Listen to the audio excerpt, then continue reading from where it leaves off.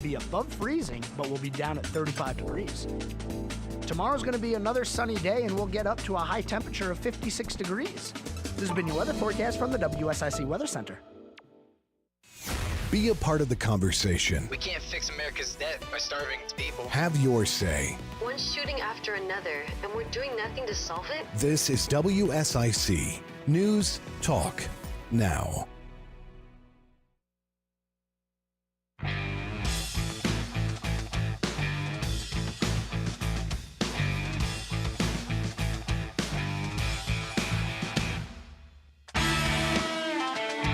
All right, everyone. Hello. Welcome to the Scoreboard on this beautiful Monday. WSIC 105.9, 100.7 FM, and always video to Facebook, YouTube, Twitter, LinkedIn, and our website, WSICnews.com. Be a part of the show if you'd like to, 704-873-1400, or you can call 844-STUDIO-4. Both will get you here to the Scoreboard. Oh, we got a lot to get to today, and I am not in the mood at all. I would hate to be at Florida State right now. I would just hate to be in that atmosphere because it is not good what's going on over there. We will get to that. It has to do with the college football playoffs if you didn't catch that one. But we have other things to get to too, including NFL football, the NBA. We have in-season tournament play today. This is knockout stage play.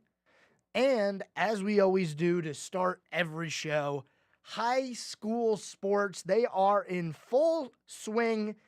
And now we know who is going to be playing for a state championship. We're going to go through all of these matchups here, tell you who's representing the West, who's representing the East, and we'll fly through 1A all the way through 4A, let you know how things are going to shake down. Starting with 1A, the 2-seed Mount Airy beat the 1-seed Robbinsville in the West bracket. So the matchup is Mount Airy representing the West, and coming out of the East, Tarboro. They are the 1-seed in 1A, having a great year, going 13-0. Not really being tested too much throughout the season also. They had a lot of games where they shut out their opponent or only allowed one score. They went in a 4-game stretch, including playoffs, a 4-game stretch allowing 0 points. So definitely a tough matchup for Mount Airy, who didn't have a bad season themselves. I mean, they're 15-0. They weren't tested too much during the year. They started the year with a 3-game streak where they didn't allow a score. And then in 5 of 6 at the end of the season, they didn't allow any points. 2 incredible defenses will be going up against each other in the 1A bracket. Moving on to 2A, representing the West is Reedsville, and they had an interesting season as the 1-seed, going 14-1. That one loss was early in the year against Eastern Alamance, and their competition, another 1-seed, is Clinton football. They went 15-0 on the year. No games where they were tested. That's a lot of things that I'm seeing that's common with these 1-seeds is they just kind of dominated the entire season.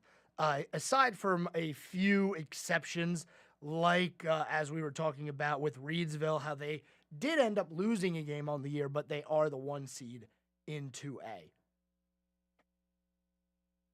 Moving on to 3A, we get to somebody who's, I guess, semi-local here. Hickory has made it to the state championship for the 3A bracket. They had a great year, currently 15-0 on the year. And again, not tested throughout the year. Now, they didn't have any shutouts like some of those 1A schools did, but they just kind of breezed through the year, scoring plenty of points on offense. Their competition is going to be 71st High School. the 71st Falcons out of Fayetteville, who are also undefeated, going 15-0. They had a few shutouts during the year, including a 4-game stretch. What is it with these 1 seeds and these 4-game stretches where they did not allow a single point? And it's coming out of the East. I mean, it's not coming out of the West. These are coming out of the East. And finally, the big dogs, the 4A schools. We've been highlighting the run by Independence, the 23 seed, all year. Unfortunately, well, all playoffs. But unfortunately, they did finally fall. They lose to the 1 seed Weddington, 34-14. So Weddington is who will be representing the West in 4A. And they went 13-2 on the year. They had a couple of losses sprinkled in there. They lost to Butler on the road, and then they lost to Marvin Ridge on the road. Both close games, but interesting to see that they did not go undefeated and still grab the 1 seed. They're taking on Hoggard, the Hoggard Viking football team, 14-1 on the year as a 3 seed. Their only loss came in the first game of the season. And then after that, they began to run the table, including pretty much dominating their way through all the playoffs. Those games taking place on Friday. That is your high school football playoff scene. We are there. It is the end of season. It is December. We have state championships to give away, and there's going to be a lot of good games being played. So make sure you are representing and supporting. If you're out in Hickory, support your local high school because they are going to be playing for the 3A state championship. And we will definitely make sure to highlight who ends up taking the crown in those games as we head into next week. Obviously, we can't really talk about it too much during the week because the games have yet to be played. So we will have that for you next week. Also in the high school scene, we had some high school basketball games. I'm going to run through the teams that have played or are playing in the immediate future, starting with Lake Norman basketball, who had a game on Friday against North Lincoln. They won that game 69-59. Start the year 6-0 does Lake Norman. Their next game is tomorrow. They're on the road for 2 more games, starting with West Rowan.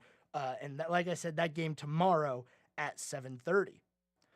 West Iredell had a game against South Iredell, and unfortunately, the score has not been reported as of yet.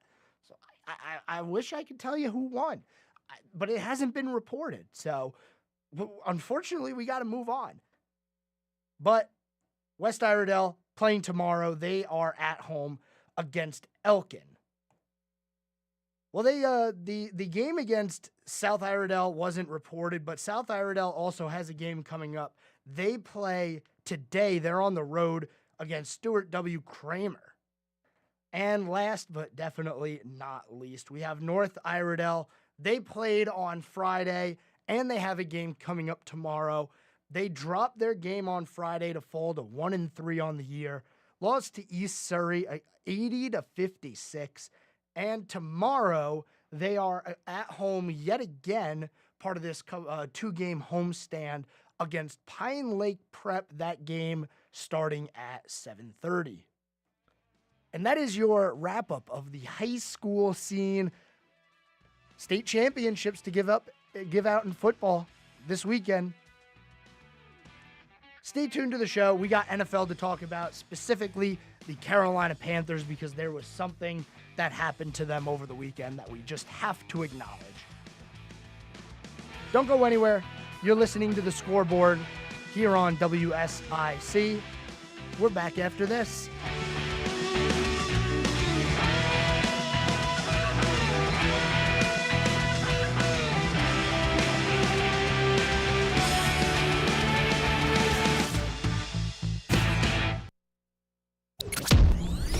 There's more of The Scoreboard with Joe Berg on the way on the new 105.9 100.7 WSIC. Here is your WSIC community calendar. 12 Days of Christmas giveaways starts this week, December 7th through the 22nd. Listen each morning to Good Morning LKN, where winners will be announced. Some of the prizes include a scooter, karaoke machine, tech toys, and a free stay at Greystone Lodge in Boone. WSIC's 12 Days of Christmas giveaway starts this week. The Docksiders, performing at Kane Center for the Arts this Saturday, are almost sold out. The Docksiders will take you back to the year 1981. Their unique and eclectic tribute act of yacht rock features songs from Hall & Oates, Christopher Cross, Kenny Loggins, and more. The Docksiders, Saturday, December 9th at Kane Center for the Arts. To purchase your tickets, visit kanearts.org. Want to see more than 5 million Christmas lights at one time? The Amazing Speedway Christmas at Charlotte Motor Speedway is happening now through January 7th. The show is open 6 to 10 p.m., rain or shine. Speedway Christmas at Charlotte Motor Speedway, now through January 7th. For tickets, visit charlottemotorspeedway.com. Santa is here. Schedule your time to take pictures between now and Christmas Eve in Birkdale. Appointments include Time with Santa and 8 digital images from a professional photographer. For more info and to schedule your time with Santa, visit birkdalevillage.com. Come enjoy a classic Christmas in Mooresville this Friday. Wagon rides, ice skating, face painting, life-size snow globes, and so much more. Enjoy some time with Santa and the Winter Wonderland experience this Friday night, starting at 5 p.m. For more info, visit mooresvillenc150.com. Have an event you would like to tell people about? Yard sales, estate sales, and everything in between? Visit WSICnews.com and click on events to submit your event today. And now for a look at your weather forecast from the WSIC Weather Center. A small 20% chance of showers through the early evening, mainly after 4 o'clock. Otherwise, mostly clear skies through your overnight and a low that's going to be above freezing, but will be down at 35 degrees. Tomorrow's going to be another sunny day, and we'll get up to a high temperature of 56 degrees. This has been your weather forecast from the WSIC Weather Center. Hello everyone, this is Joshua Dobie from North Main Financial Group. We're blessed at North Main Financial Group that most of our clients come to us by referral. When folks have a good experience with us, they share that good experience with their friends, family, and colleagues. In doing so, when we're sitting with folks then, we're looking at their financial plan and seeing if it aligns with their goals and their desires for what yet lies ahead, be it college, be it retirement, or be it estate planning. If that sounds of interest to you, we'd love to hear from you. Reach out to us at northmainfinancial.com. The Scoreboard with Joe Berg continues now on the new 105.9 100.7 WSIC.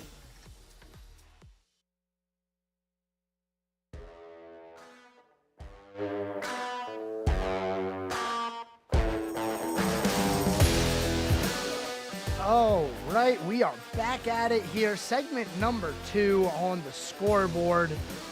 704-873-1400. That is the phone number if you have something you'd like to talk about. We are going to move our conversation over to the NFL, specifically the Carolina Panthers. And to be very brutally honest with you, there's not much to say. Same old, same old. Offense looks bad. Defense kept them in the game. And this time, we had the added twist of a player being ejected from the game. Brian Burns, what are you doing, bud? You are easily the best player on the field, offense or defense, for the Panthers. What are you doing throwing a punch and getting ejected? It just puts the cherry on top of the terrible season that is the 2023-2024 Carolina Panthers. It's been a long season. And with that loss against the Tampa Bay Buccaneers, the Carolina Panthers have been eliminated from playoff contention yet again. They are the first team eliminated from the playoffs this year. They do currently still hold the number 1 overall pick, although that pick belongs to the Bears. I feel like hitting my head against this microphone right now. It's the same thing every week. There's really not much else to say. I mean, the offense didn't look great.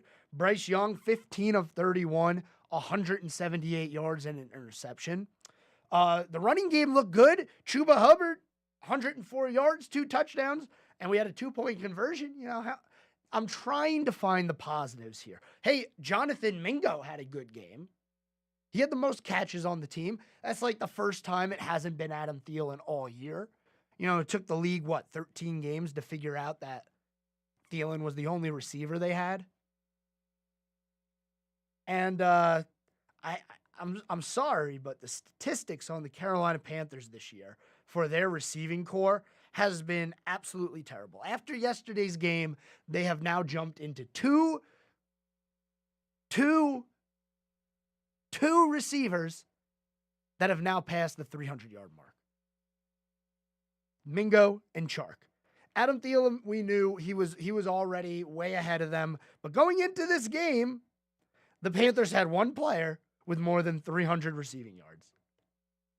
Now they come out of this week with 3 players with more than 300 as they added 2 more names. That just, it goes to show you they have no weapons. Adam Thielen's going to have 1,000 yards this year. Everybody else combined might not get to 1,000 yards. That is just how bad it's been. And I know that's a little bit of an exaggeration. They're definitely going to get 1,000 yards combined for every other person on the field. But I'm just saying, you have no offense. Your defense is the strong suit, and your best defensive player gets thrown out of the game. I feel bad. I really do. Not for anybody in particular other than Chris Tabor. I just feel bad for him. He's going to get scapegoated at the end of the year and say, yeah, you're not the guy for the job. It's a good way to get somebody off the team, honestly. If it's a coach that you don't want to just fire, and you fire the head coach and you get a 2-for-1. You promote someone as interim, and then at the end of the year you say, yeah, never mind. We don't want you to become the actual head coach. We're going to fill the staff with other people. Chris Tabor won't be back next year. There's no way. I don't know who the head coach is going to be. It's probably, I don't know who you can convince that this is a decent spot to go to coach football. The roster is terrible. The asset management is terrible. You have an owner who has to put his fingerprint on everything. And you have a quarterback in his rookie season who does not look good. It's going to be hard to attract coaches and free agents, and things just keep getting worse. Yeah, they played a close game. That's awesome and all, but, you know, it's another loss on the schedule, and you're still sitting with 1 win. Worst team in the league, and no first-round pick. The only good news, and I'm continuing to try, I'm just trying my hardest to find the good in this Panthers season.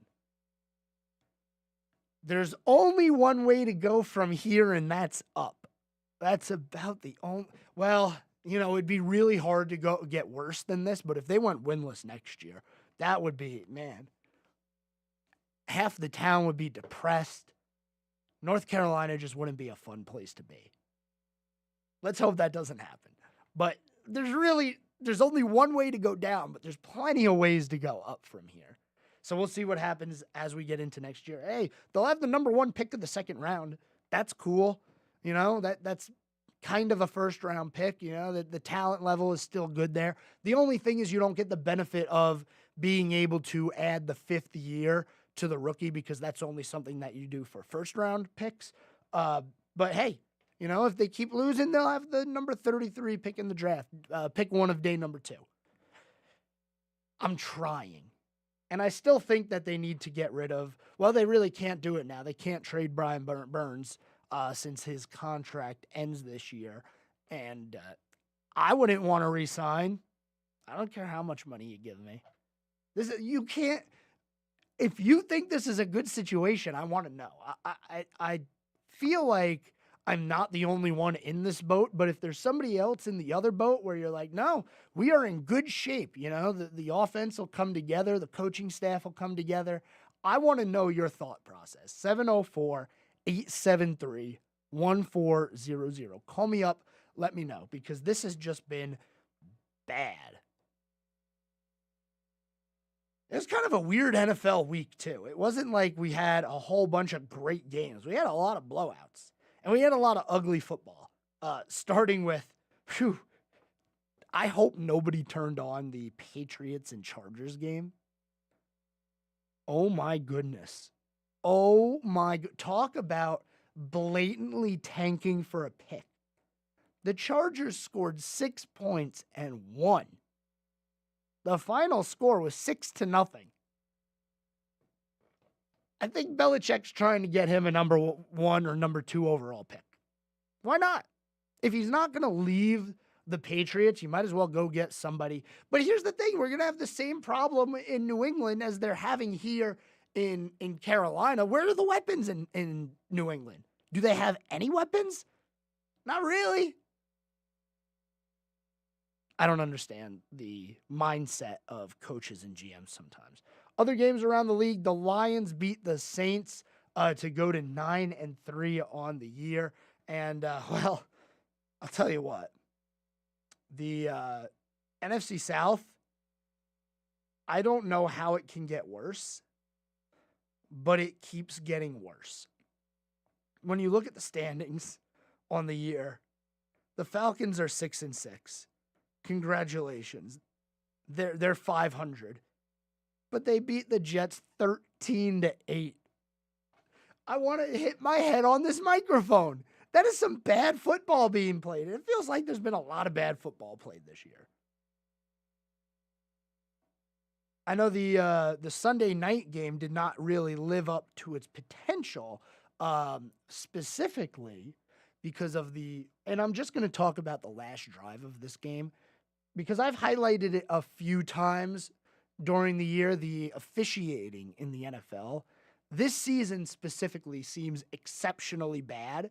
And if you want a case study for that, just watch the final drive of the Packers-Chiefs game. Every single play, they either called something that shouldn't have been called or didn't call something that should have been called. The late hit on Mahomes, the pass interference on Green Bay. I mean, I couldn't really tell who they were trying to help. You know, it was like they kept giving the Packers a call and then the Chiefs would get a call. And it's like, what are we doing? Can we officiate the game correctly? And, not to mention the out of bounds play. I think it was Valdez-Scantling who was wrapped up, tries to get out of bounds to stop the clock, and he can't. Then you have the pass interference in the end zone on Kelsey. I mean,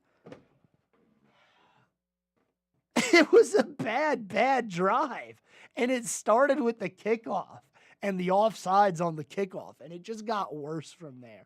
The roughing the passer was just so much for football. Just put flags on them and call it a day. Seriously, it's embarrassing at this point. I could go on and on about how bad that game was. But before we wrap up this segment, just continuing to take a look around the league, the Colts, led by Gardner Minshew, take down the Titans. The Dolphins destroyed the Commanders. The Cardinals beat the Steelers. That's a weird one. You have the Broncos dropping to the Texans, and C.J. Stroud might be taking that team to the playoffs. The Rams beat the Browns in Joe Flacco's first start. The 49ers, in a battle of the NFC, the top of the NFC, absolutely stomped the Eagles into the dirt, 42-19. And then the Sunday night game, as I said, Green Bay taking down the Chiefs 27-19. And this is why I went with somebody other than the Chiefs to represent the AFC this year. I just don't trust that team. There's something about them this year. Don't go anywhere. We have the topic that you want me to talk about coming up. College football playoff rankings. Don't go anywhere. You're not going to want to miss this. You're listening to The Scoreboard on WSIC. Back after this. More of The Scoreboard with Joe Berg is coming up on the new 105.9 100.7 WSIC. The year-end push is on at Randy Marion Ford Lincoln. If you need to buy that commercial vehicle for the tax write-off, Randy Marion Ford in Statesville, we've got you covered. We got everything from service bodies to flatbeds to box trucks. long 24-footers, you name it, commercial-wise, Randy Marion in Statesville has it. Check with the accountant, make sure you're not going to pay too much in tax for 2023. Come see us today. We can help alleviate that tax bill. Randy Marion Ford in Statesville, right here on I-77, exit 49B. And now for a look at your weather forecast from the WSIC Weather Center. A small 20% chance of showers through the early evening, mainly after 4 o'clock. Otherwise, mostly clear skies through your overnight and a low that's going to be above freezing, but will be down at 35 degrees. Tomorrow's going to be another sunny day and we'll get up to a high temperature of 56 degrees. This has been your weather forecast from the WSIC Weather Center. Interested in coaching? The Statesville Family YMCA is always in need of volunteer coaches. There are kids out there who depend on the YMCA to keep them on the right track. Email us at ymcasports@ymcanwnc.org to learn how you can coach basketball this winter. That email again is ymcasports@ymcanwnc.org. Hello, friends. This is Dwight with Gullion's Christian Supply and Homeschool Headquarters, inviting you to join the Gullion family and staff in praising the Lord for 30 years of providing you with trustworthy and inspiring books, Bibles, music, gifts, and supplies. We so appreciate your support and friendship over all these years. With locations in King and Statesville, North Carolina, visit us again soon for encouraging fellowship and essential provisions for your Christian life. Gullion's Christian Supply and Homeschool Headquarters, where the Bible stands. Hey, listen, are you a 50-year-old person looking for term life insurance? Then you need to talk to Bob. Bob specializes in helping people find $1 million or more of term life insurance for a couple of $100 a month. Look, you need to know there's a price war in the term life insurance business, and you may be paying too much. Call Bob, and he'll shop and see how much money he can save you. Look, this could be the last term life insurance policy you ever have. Your rates are guaranteed for the next 20 years. That's right, guaranteed level rates for the next 20 years. And if you're a smoker or your health is not perfect, Bob has great rates for you too. So for $1 million of term life insurance coverage for a couple of $100 a month, call Bob right now. 800-989-1754. 800-989-1754. 800-989-1754. That's 800-989-1754. Paid for by Term Direct. A patchwork offensive line paves the way. I'm Anish Shroff with this Panthers update. It's bow time. 'Tis the season for food and family, but thanks to Bojangles, you don't have to spend hours in the kitchen when loved ones come home for the holidays. Set down the spatula and put away the mixing bowls, because this holiday season, Bojangles is ready to help you celebrate with all your family favorites like Chicken Supreme, Cajun Filet Biscuits, or a big bow box of hand-breaded chicken, scratch-made biscuits, and fixins for the whole family. We'll make the food so you can focus on making memories. Head to Bojangles and gift yourself a taste of home. It's bow time. Carolina had its first 100-yard rusher of the season. Sunday, Chuba Hubbard carried 25 times for 104 yards in the loss to the Buccaneers. Hubbard says running the football was a big emphasis this week. We told ourselves we were going to run the ball. That was going to be a big part of the game plan today. We did that. At the end of the day, we just got to finish. A lot of plays happen in the game that, ups and downs, but, we had the ball last drive. We just got to come away with it. Fortunately, we didn't. Part of the new wrinkle for the offense was going under center more. That was under the direction of interim head coach Chris Tabor. Yeah, I think it was, and wanted to get the ball, out of his hands and move him around a little bit, and I think we did some of those things. I was proud of the way the guys, we ran the ball there, and we said even if they stuff us, let's keep running the football and stay true to it. And so we had some success there. At the end of the day, we got to get better on third down. We will, and we got to eliminate some of the penalties. So we'll work this week to clean that stuff up. Panthers still came up short by a final score of 21-18. They'll play another divisional opponent next Sunday when they visit New Orleans. I'm Anish Shroff with this Panthers update, brought to you by Morris Jenkins. Now, more of the Scoreboard with Joe Berg on the new 105.9 100.7 WSIC.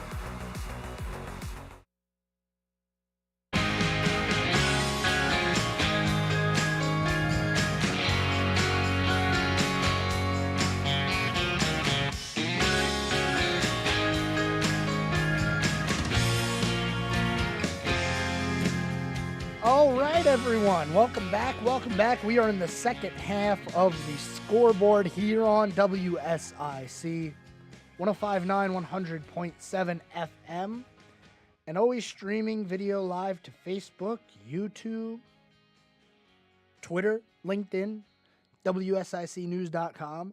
Wherever you want to get us, you can find us. That is a fact. We are worldwide. I am going to attempt to talk about college football without completely losing my mind, because I have been saying it day after day after day. The College Football Playoff Committee stinks. And I don't want to put it too lightly. I want to make sure that I properly tell you how bad they are. They are terrible. I mean, it probably goes as far as terrible governing bodies go. FIFA, number one, because of all the corruption, obviously. And number two, College Football Playoff Committee. Terrible. So we had our championship games over the weekend for the NCAA conference championship games. And you know what? It was a pretty good weekend. Some close games. The Pac-12 championship, the final Pac-12 championship, potentially, I think it's still potentially, ended in a thriller for Washington, 34-31. You had the big upset in the SEC with the number one seed Georgia falling to Alabama, who was sitting as the 8th seed, 27-24. Michigan beat Iowa, and I saw this stat. 133 qualifying teams in the NCAA. Out of those 133 teams, Iowa had the 133rd offense in terms of yards. In terms of punting, they were number one. One of the worst offenses ever. And somehow that defense carried them all the way to the Big Ten championship game, where they got smothered by Michigan, 26-0. Michigan does what they were going to do. Then you have the Big 12 championship with the 7-seed Texas demolishing. I mean, this game wasn't even close. It was over right when it started, 49-21. And the final big Power 5 championship game, the ACC. Everybody loves the ACC. The 4-seed Florida State beats the 14-seed Louisville by a score of 16-6. So when you look at this, the 1-seed lost, the 2-seed won, the 3-seed won, and the 4-seed won. Logically, 2, 3, and 4, since they won, they all get to move up a spot because the 1-seed lost, and then we'll slot in from there. But no, the College Football Committee thinks they know better. The playoff committee. They think they know better. They think they watched an entire season and they said, you know what? It's not good enough that Florida State has an elite defense. They don't have their starting quarterback, so we don't want them in there anymore. Here is how the college football playoff rankings shake down. Number 1, Michigan. I told you they would move up. Number 2, Washington. They moved up. And then this is where it just completely falls apart. Number 3, Texas. Okay, they move up 4 spots. We had some losses. We had some teams not playing. And the number 4 team in the country, and this is what makes me just absolutely blow a gasket, Alabama. Alabama as the 4 seed. Does college football love the SEC that much? Seriously. Can we not have a fair playoff? Does it have to include human thought and people just deciding who should be playing and who should be ranked where? Because that's what we have right now. You have Florida State, who had a great season, undefeated. They won the ACC, and they got snubbed from the playoffs. Here is the statement from head football coach Mike Norvell on the college football playoff committee, leaving Florida State out of the top 4. He hit the nail on the head on this one. I am disgusted and infuriated with the committee's decision today to have what was earned on the field taken away because a small group of people decided they know better than the results of the games. Look at that. How about that? What is the point of playing the games? Do you tell players it is okay to quit if someone goes down? Do you not play a senior on senior day for fear of injury? Where is the motivation to schedule challenging non-conference games? We are not only an undefeated Power 5 conference champion, but we also played 2 Power 5 non-conference games away from home and won them both. I don't understand how we are supposed to think that this is an acceptable way to evaluate a team. And oh my goodness, is that the statement of the year? He hit it right on the head. They took something away from everybody on the team because one player went down with an injury and because a couple of people who sit upstairs who probably have no athletic ability whatsoever think that they know better. And I get it. It all comes down to money. At the end of the day, it's a television show. Would you rather watch Alabama with a full squad take on the number 1 seed, or would you rather watch Florida State down to their 3rd string quarterback take on number 1 Michigan? I don't care. Put the team who deserves to be there in the playoffs. And this conversation is never going to end. Even when we get to next year, when we have the expanded playoffs. By the way, here is what a 12-team playoff would look like this year. We wouldn't be having this Florida State discussion. 1, 2, 3, 4 would not change. They would move. They would be on their buys. 8 plays 9. That would be Oregon against Missouri. 5 plays 12. That would be Florida State against, get this one, Liberty University. Yes, they are the highest ranked non-Power 5 conference champion, which means they get an automatic bid into the playoffs. Granted, they're so low in the rankings that they're the 12 seed, but Florida State would be in. Number 6, Georgia versus number 11, Ole Miss, and number 7, Ohio State, and number 10, Penn State. That sounds a million times better than trying to think and guess and choose and decide who you think should be playing in the playoffs. And it's not like this conversation is going to change next year, like I said. When you get to next year and it's down to the final spot, look, the final spot this year went to Ole Miss if it would have been a 12-team playoff. But right behind them with the same record, Oklahoma. We would be having this conversation now. Oh man, Oklahoma got snubbed from the 11 seed. It shouldn't have been Ole Miss. This isn't going to change. It's still going to be human input.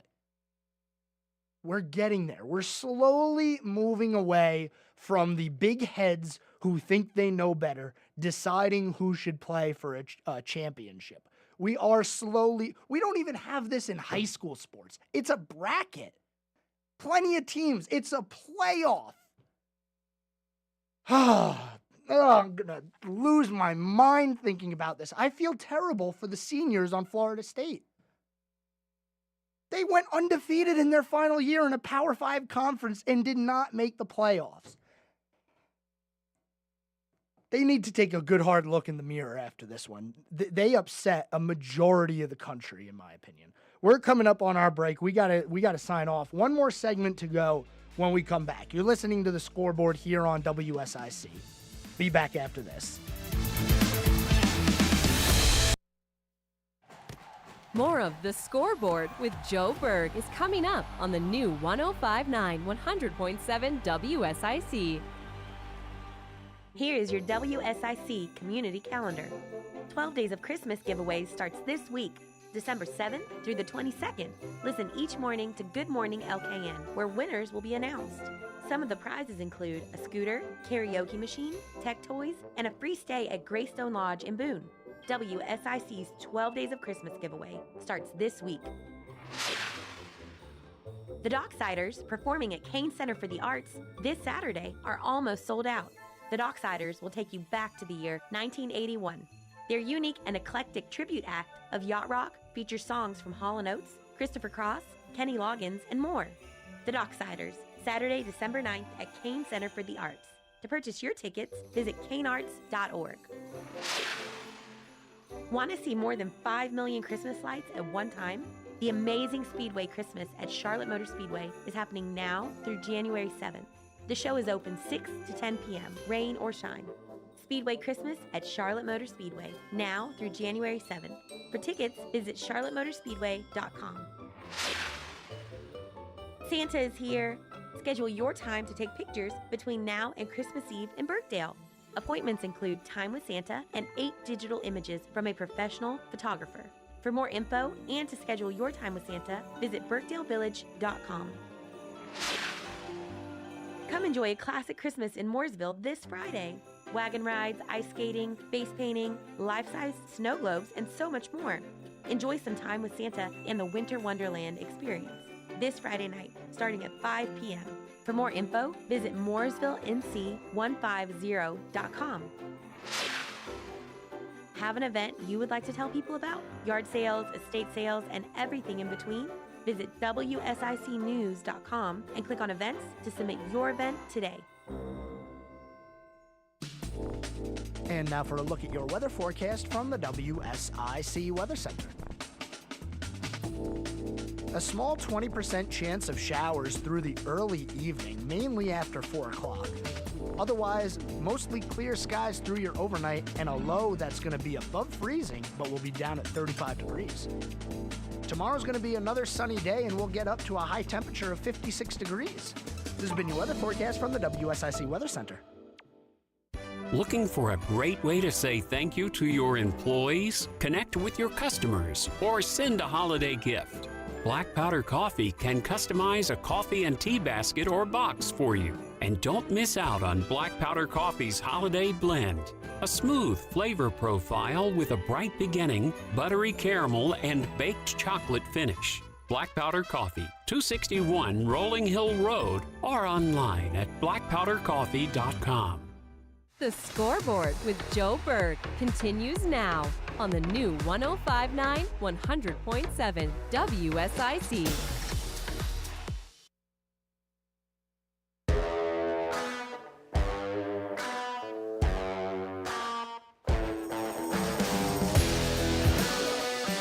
All right, final segment here on the Scoreboard, WSIC 105.9 100.7 FM. I'm angry. I am. I don't want to let this go just yet. I need to make a few more points here. Number one, take a look at the college football rankings, the poll. Not for the college football playoff rankings, but for the AP Top 25. Number 1, Michigan. Number 2, Washington. Number 3, Texas. Number 4, Florida State. It's that easy, ladies and gentlemen. They should have been in. All right.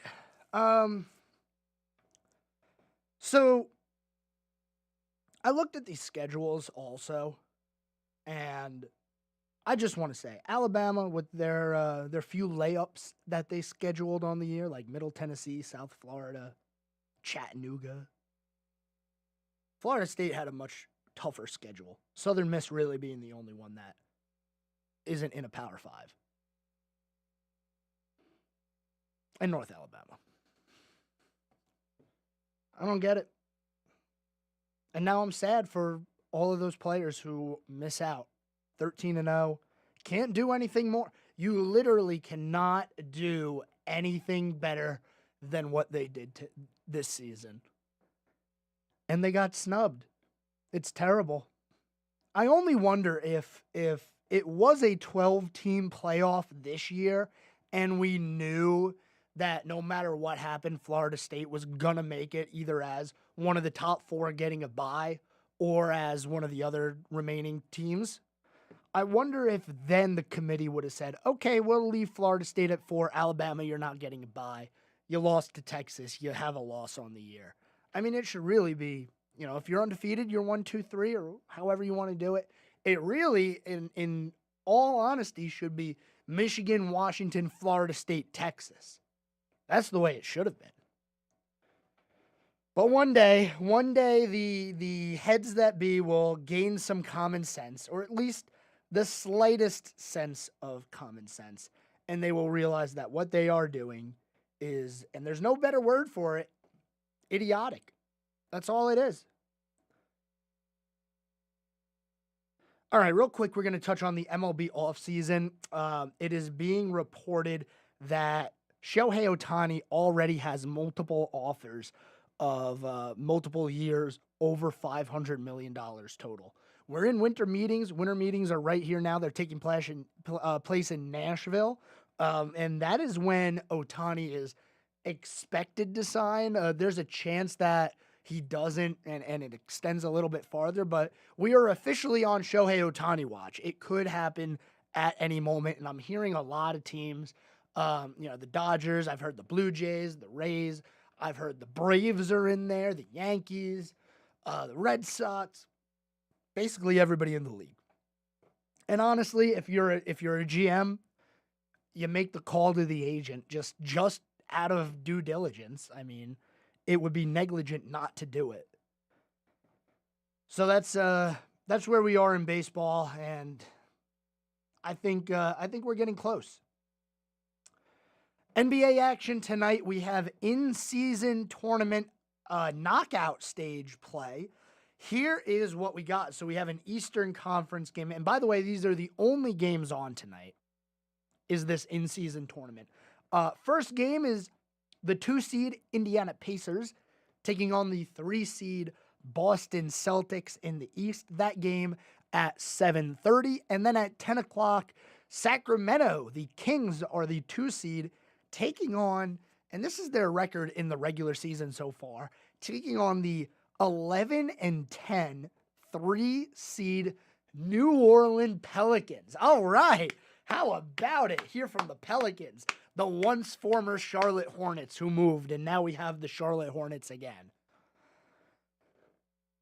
This is the only thing that I really like about this tournament is it's such a small group stage that you could have a situation like this where the 10th team in the standings is in the knockout stage for the in-season cup. And I'm curious if this is going to draw attention.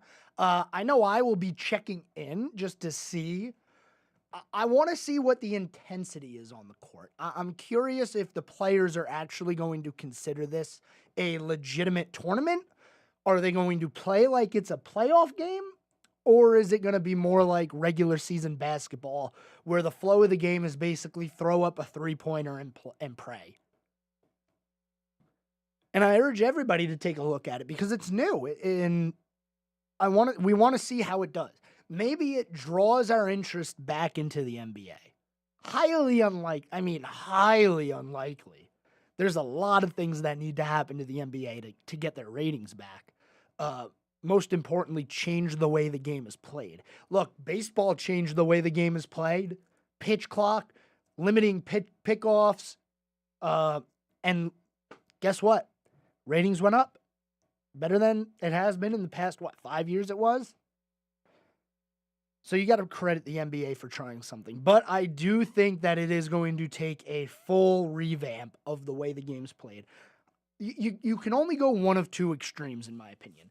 Add a 4-point line and just let them chuck it up even more, or get rid of the 3-point line altogether. Or I guess the third option would be just move it back. Put it at half court. Why not? Players are good enough, they can take a pull-up jumper from half court and knock it home. We've seen Steph Curry do that 150 times in his career. Come on now. All right, we're going to move on to the NHL and specifically the Carolina Hurricanes after they were, I'm going to say, embarrassed by the Islanders. The reason I say embarrassed is they allowed 5 goals on 18 shots. It's pretty bad. And what does that tell you? The goaltending could be a little bit better. Yes, it absolutely could.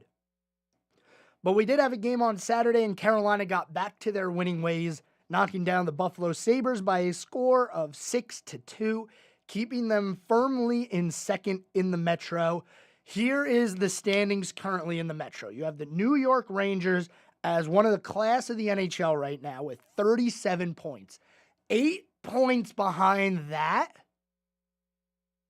you have the Carolina Hurricanes. They have 29 points on the year. They're 3 points ahead of the third team, the Washington Capitals, and then it kind of turns into a logjam.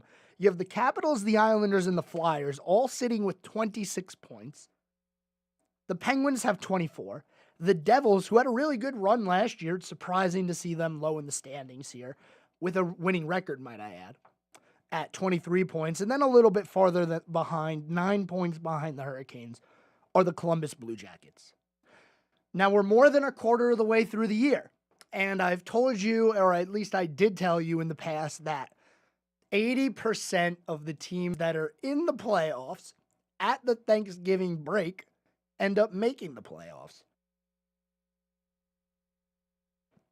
And while at the Thanksgiving break, the Carolina Hurricanes were in the spot to make the playoffs, that could change. They could go on a 2, 3, 4 game losing streak and all of a sudden find themselves behind multiple teams, behind 5 teams? It could happen in a week.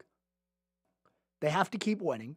They got to figure out the goaltending situation. And I'm sure the defense could do a little bit better job. You know, they have a lot of guys who are offensive on defense, which isn't a problem, but you do want those big guys back there, you know, somebody like a Brady Shea to actually sit there and play defense. But we'll see how they move through the rest of the season. Their next game is actually taking place tonight. They will be on the road. They are in Winnipeg, taking on the Winnipeg Jets. That game will be starting at 7:30. Winnipeg not having the best start to their year, although I'm sure they didn't really expect anything crazy to happen to them this year, but they are still in a playoff spot in the Central. 13-8-2 with 28 points on the year. Comparing that to the Hurricanes, 14-8-1, 29 points. Pretty evenly matched teams, and a very important one. This is the games where if you look at the Hurricanes and you say, okay, let's really evaluate this team.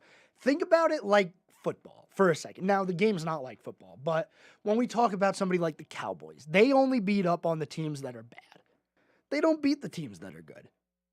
While Winnipeg isn't an elite team, they are a good team. And Carolina needs to make sure that they get the wins against the good teams, because that's how you know where you stack up. If you're just beating up on the bottom half and the bottom feeders of the league, you're not going to see a lot of success when it comes to late season pushes for the playoffs. And then even if you make it, even in the playoffs, you're probably not going to see success. So you need to win these games against true playoff caliber opponents. That way you know exactly where you're stacking up. Wonderful Monday. Everybody, condolence. Make sure you say your condolences to Florida State. I feel so bad. What a terrible way to end the season for college football. Well, we got bowl season coming up. It's around the corner. We'll be keeping you up to date on everything bowl related. And next week, the Army-Navy game should be a fun one. Thanks for tuning in on this Monday. You are listening to the Scoreboard here on WSIC 105.9, 100.7 FM. We'll be back same time, same place tomorrow. Good night, everyone.